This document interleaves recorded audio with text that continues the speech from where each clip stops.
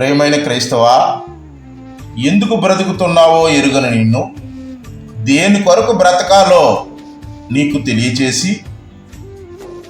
ఆ బ్రతుకును నీవు పొందుకోవాలంటే నీకు అర్హత లేదని గుర్తెరిగి గురిలేని నీ జీవితమును సరిచేసి